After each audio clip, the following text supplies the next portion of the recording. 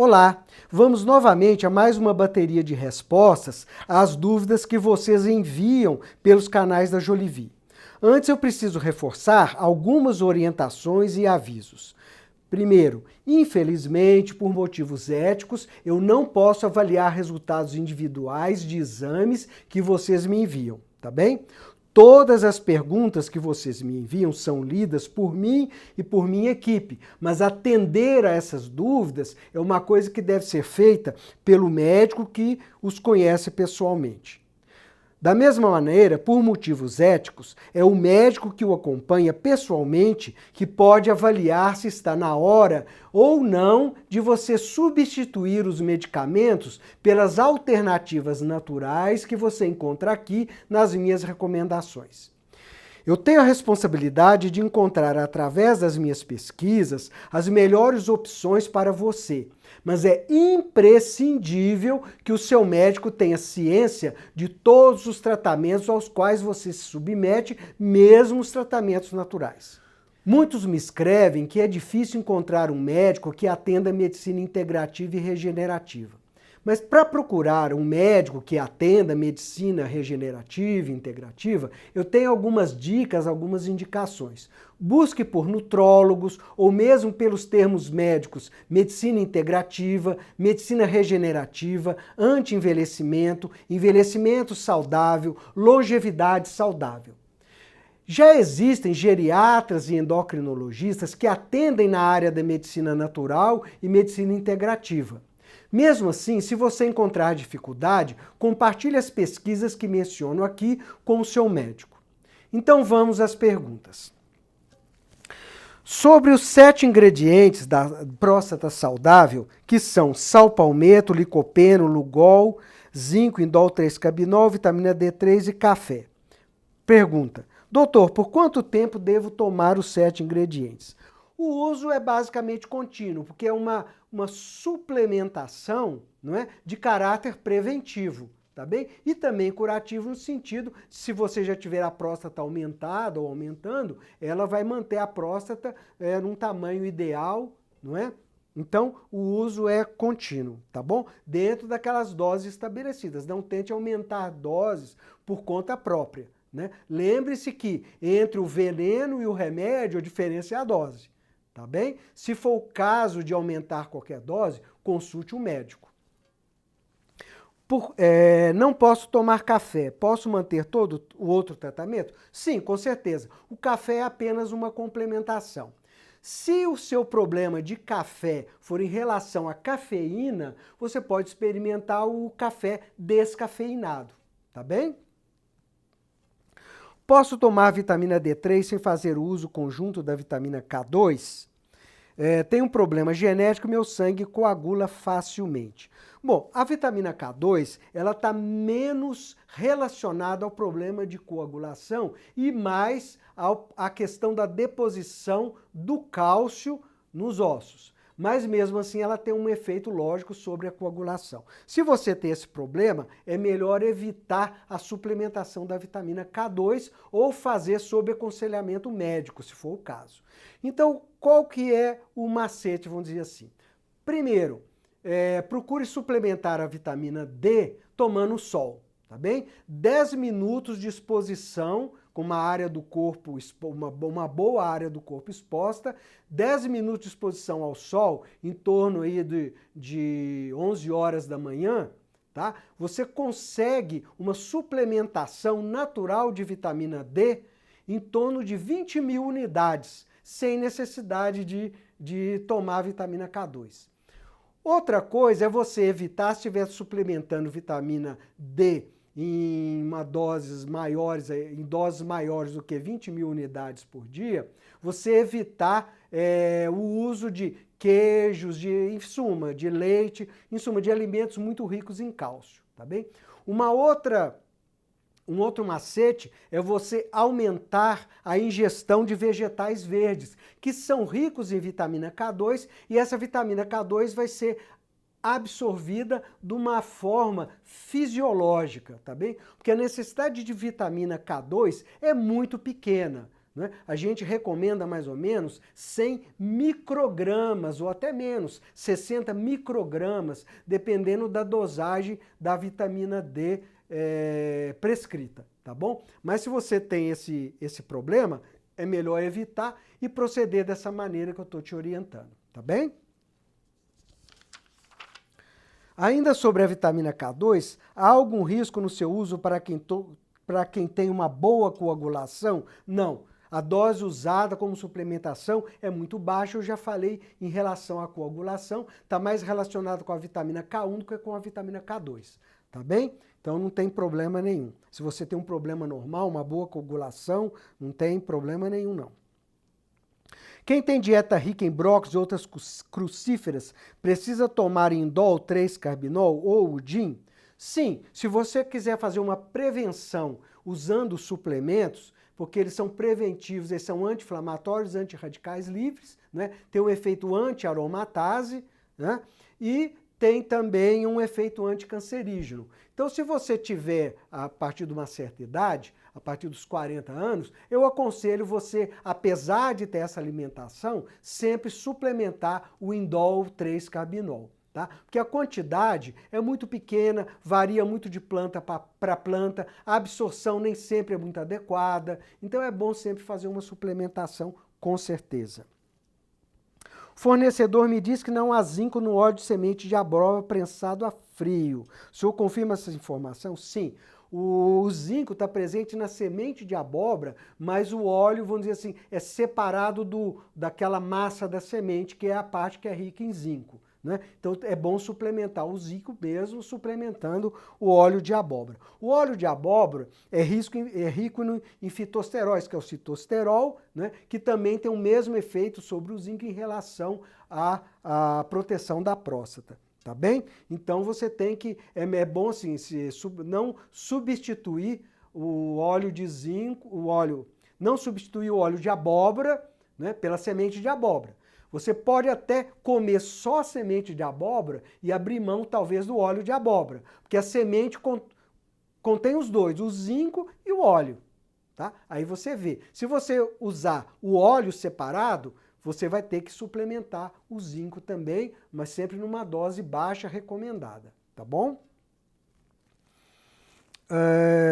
Qual a opinião do senhor sobre a autoemoterapia para o tratamento da hiperplasia prostática? A autoemoterapia é um tratamento inespecífico. O que a autoemoterapia faz? Ela aumenta a produção de um tipo de célula imunológica chamada macrófago. Então, esse macrófago, ele aumenta, na verdade, a imunidade celular. Não é? E aumentando o macrófago, ele também aumenta a produção de monócito, que deriva do macrófago, então vai aumentar também a imunidade humoral, que é a produção de anticorpos. Então a autoemoterapia é voltada para esse sentido, não é? Embora ainda seja um tratamento muito discutido, né? Porque não tem comprovação científica, aquela coisa toda, mas a gente sabe que ele tem esse efeito e aumentar a imunidade de uma maneira geral. Bom, em relação à hiperplasia prostática, né, não tem nenhum efeito direto, tá bem? Então, se você for fazer a autoemoterapia só por causa da hiperplasia prostática, eu não tenho, assim, nenhuma indicação, tá bom? Agora, ele, com certeza, vai aumentar a sua produção aí de macrófagos e de monócitos, melhorando a sua imunidade, tá bom? O que o senhor pensa sobre o lúpulo para a próstata? Bom, o lúpulo, ele é rico no fitoestrógeno, né, que é o xanthomol, né, que tem um efeito de balancear o DHT, né, tanto o DHT como a aromatase, mais o DHT, tá bom? Então ele funciona bem para como uma prevenção da hiperplasia prostática.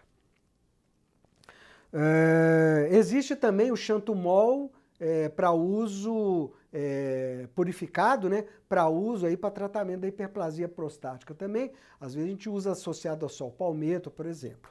Tá bom? Geralmente suas recomendações são voltadas para pessoas mais sedentárias, o que não é o meu caso. Mesmo assim, tenho hiperplasia prostática benigna. Qual a sua sugestão? Bom, as minhas sugestões não são voltadas para pessoas sedentárias, sedentário ou não sedentário, tá bem? Então, a sugestão é você fazer aí a suplementação toda indicada, tá bom? Mesmo não sendo sedentário. O sedentarismo é muito pior, né? Mas a pessoa não sedentária também não está, não está vacinada contra hiperplasia prostática benigna. O sedentarismo é um dos fatores que agrava. Um assinante fez tratamento para hiperplasia benigna da próstata, disse que ao longo dos anos teve queda da testosterona, talvez em função de hipotireoidismo e estresse, perda da libido, problemas para segurar a ereção, queda do cabelo, sensibilidade ao frio, pouco sono, né, insônia à noite, dificuldade, problema para dormir, cansaço durante o dia. Toma medicamentos alopáticos, também utiliza as indicações que eu compartilho. Bom, aqui não tem uma pergunta, talvez você queira saber o que é o quadro. Bom, esse quadro é muito compatível com o quadro de andropausa, né? Que é uma deficiência hormonal do homem, tá bom? Cujo hormônio mais importante é a testosterona, mas provavelmente não é só problema da testosterona, deve ter envolvido, igual você falou, tem hipotiroidismo, deve estar envolvido cortisol. Cortisol está muito relacionado com alteração do hormônio da tireoide, com resistência periférica à insulina, com síndrome metabólica. Então eu te aconselho a consultar um médico, fazer um perfil hormonal, um perfil metabólico, para chegar no seu diagnóstico e a partir daí a gente fazer um tratamento para esses problemas, não é? Doutor, percebo que o jato urinário e o esvaziamento da bexiga é melhor durante o dia do que à noite. Qual a explicação para isso? Bom, durante a noite ocorre um estado geral de relaxamento, né, muscular, diminuição de vários hormônios que alteram aí na contração muscular. Bexiga e vias urinárias têm músculo. Então ocorre realmente uma dificuldade maior para esvaziar, principalmente se você já está deitado, já está dormindo, não é? Ou já começou a dormir, já começou a dar aquela relaxada, tá bem? Tenho 57 anos, estou com desconforto urinário, preciso fazer força, mesmo assim o jato é fino, sem pressão e sinto ardência. Minha próstata está com 26 gramas, o que o senhor indica? Eu indico você fazer uma consulta com o urologista e fazer exames. A próstata, muitas vezes, na maioria das vezes, aliás, ela não aumenta de uma forma uniforme. Ela pode apresentar um aumento, uma hiperplasia num lóbulo da próstata, que geralmente é o lóbulo intermediário, e uma pequena hiperplasia, um pequeno aumento nesse lóbulo, pode comprimir diretamente a uretra sem haver um aumento global do tamanho da próstata. Né? Existem também outras causas aí de estreitamento uretral, estreitamento dos ureteres, né? Diminuição do volume da bexiga, essa coisa toda, atonia, quer dizer, dificuldade da musculatura da bexiga contrair, não é? Então existem várias causas aí de jato urinário, não é só a hiperplasia de próstata. Então eu te aconselho a consultar o urologista, que ele vai solicitar aí vários exames, né?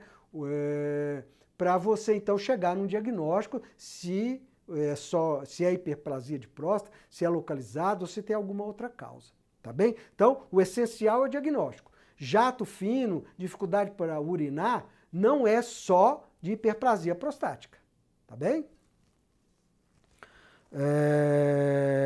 Doutor, tem saúde em ordem, testosterona em bons níveis, mesmo nessas condições, utilizando suas recomendações, minha libido está baixa, o que pode levar a essa baixa, né?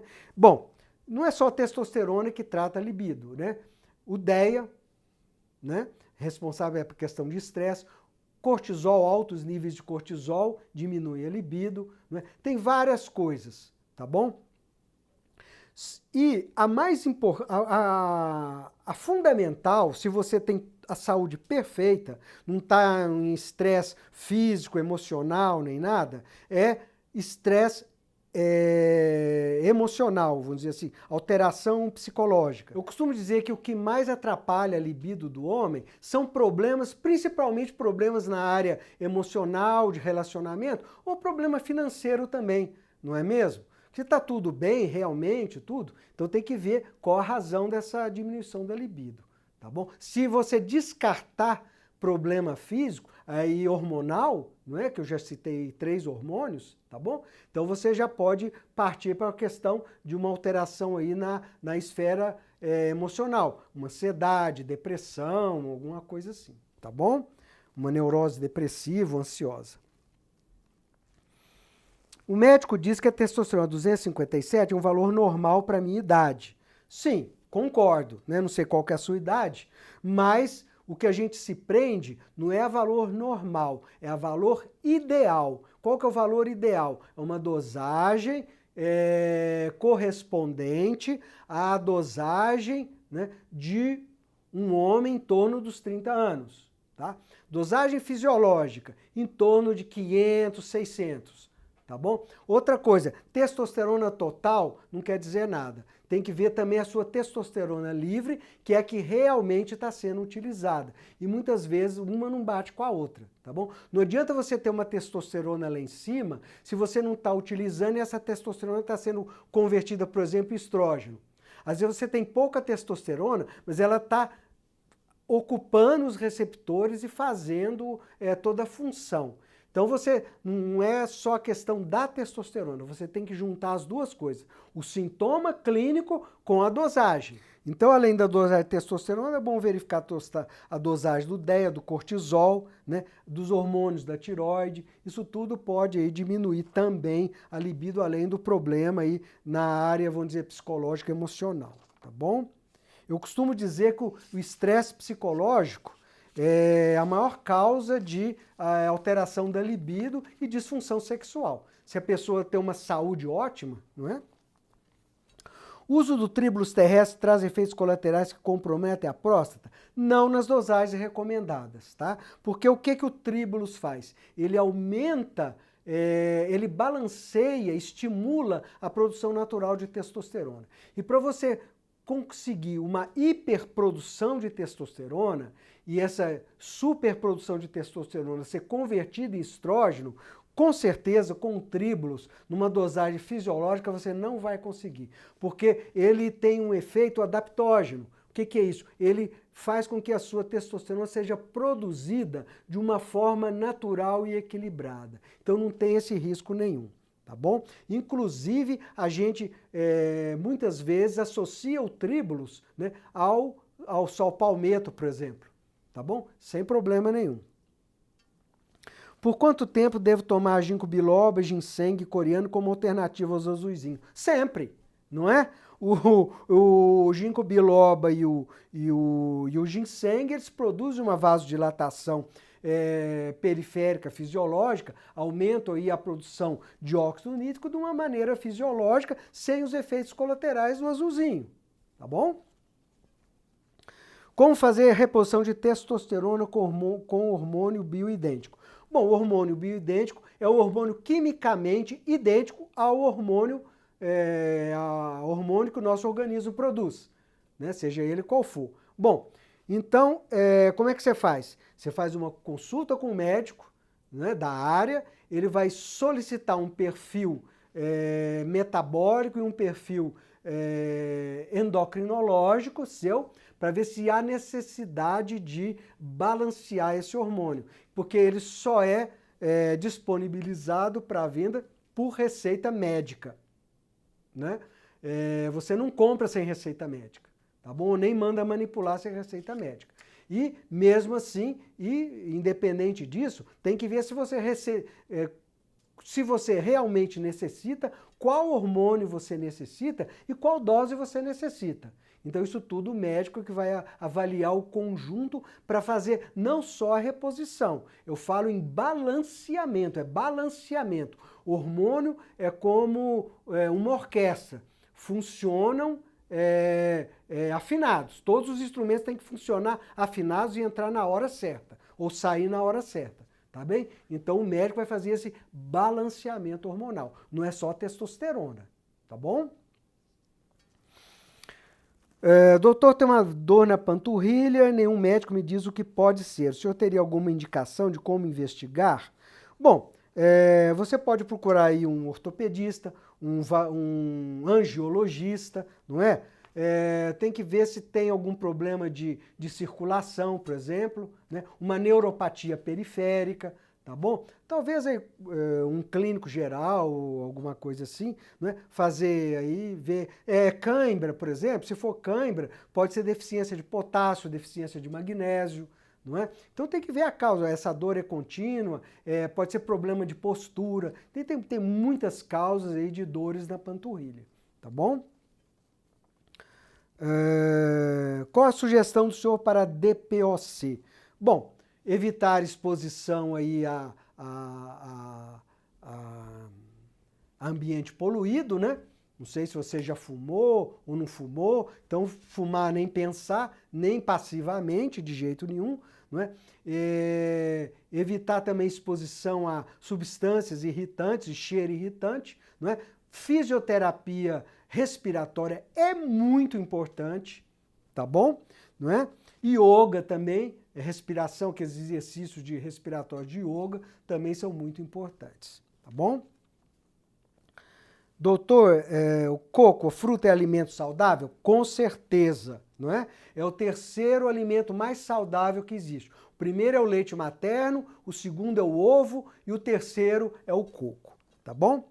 Qual o melhor para cozinhar, óleo ou gordura? Gordura esquece. Gordura de coco é gordura hidrogenada artificialmente. Então é gordura trans. Esquece gordura de coco. Quer cozinhar? Óleo de coco, extra virgem, tá bom? Ou manteiga ghee, que também é bom para cozinhar, ou manteiga de garrafa, ou banha de porco. Para cozinhar é isso.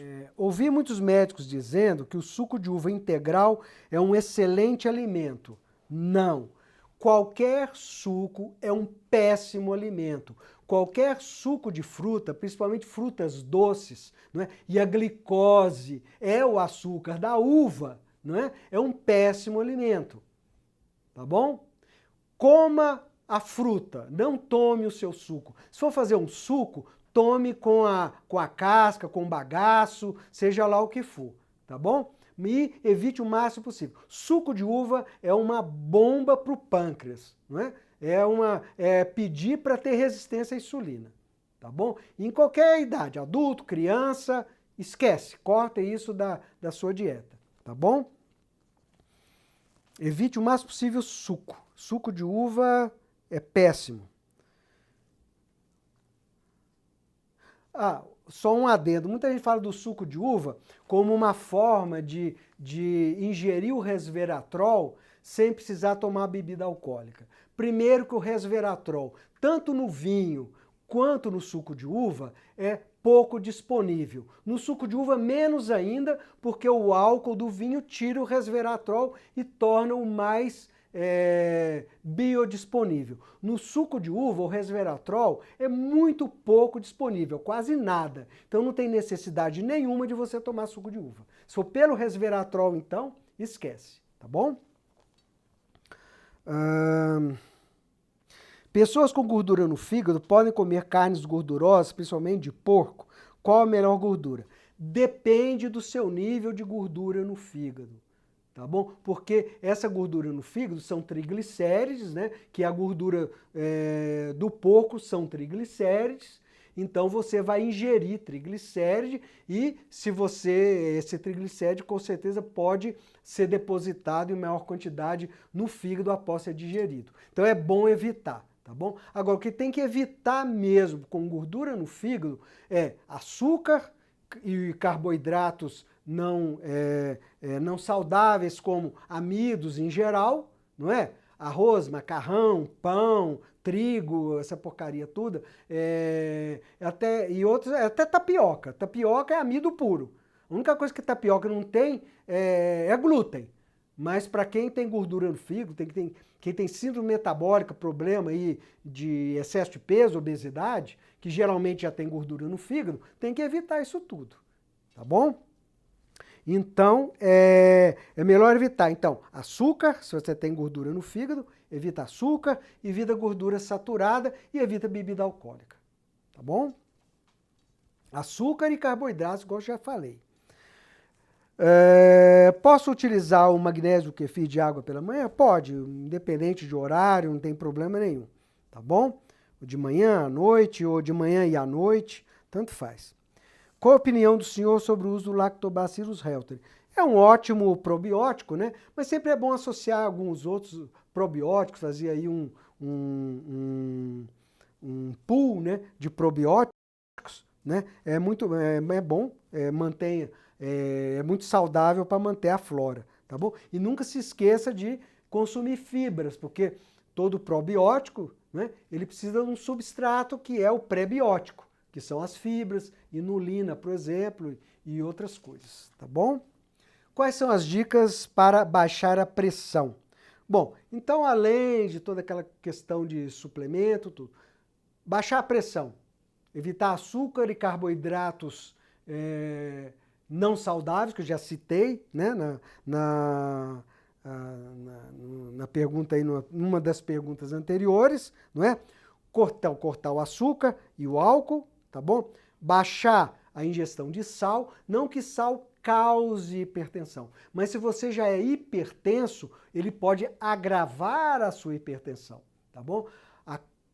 Agora, o açúcar está muito mais relacionado ao desencadeamento de uma doença, de um quadro de hipertensão arterial. Então, exercício físico, baixa a pressão arterial. Corta o açúcar e carboidratos não saudáveis.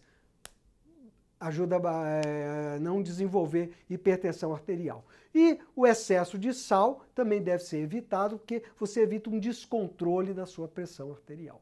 Tá bom? E também a questão aí de tratar o estresse, né? Nós sabemos que a pressão e a hipertensão está muito relacionado com um excesso de produção de cortisol. Então vai aí desde uma série de problemas, inclusive um bom sono. Nós sabemos que o sono fracionado, né, a pessoa que acorda toda hora, seja por qualquer motivo, ele vai aumentar a sua produção de cortisol naturalmente e vai ter hipertensão arterial. Nós sabemos que existem trabalhos que mostram que pessoas que têm distúrbio do sono, como insônia, ronco, apneia do sono, eles desenvolvem hipertensão arterial e também síndrome metabólica. Tá bem? A última pergunta, doutor, melhorei da labirintite seguindo suas orientações, mas ainda tenho problemas em dormir do lado direito. O que o senhor indica? Provavelmente, pelo que você está dizendo, você tem uma labirintopatia postural. O que é? A crise te desencadeia dependendo da posição que você fica. O que eu te aconselho? Consultar um otorrino para fazer o diagnóstico, ver se é isso também. Se for esse diagnóstico de labirintopatia postural, o tratamento é muito simples, pode ser feito no consultório mesmo, tá? A gente chama de manobra de reposição labiríntica. Então o que acontece? Nós temos uns grânulozinhos calcários dentro do labirinto e a movimentação desses grãozinhos, dessa areiazinha que é microscópica, esses grãos são microscópicos, que vão controlar o seu labirinto. Muitas vezes, esses grãozinhos ficam retidos em alguma parte aí do labirinto, então dependendo da sua posição, eles não se movimentam adequadamente, você tem a crise de vertigem. Então, com certas manobras, né, o médico, às vezes a fono, que também faz esse tipo de tratamento, reposiciona, não é? E você não precisa tomar medicamento nenhum, nem nada, tá bom? É uma coisa que aí você faz aí em meia hora, talvez tenha que repetir uma ou mais 2 vezes, tá bom? Mas faz no consultório, na hora, sem problema nenhum. Tá bom? Bom, pessoal, por hoje é só. Continuem mandando aí as suas dúvidas e nós vamos respondendo, tá bem? Muito obrigado e até a próxima.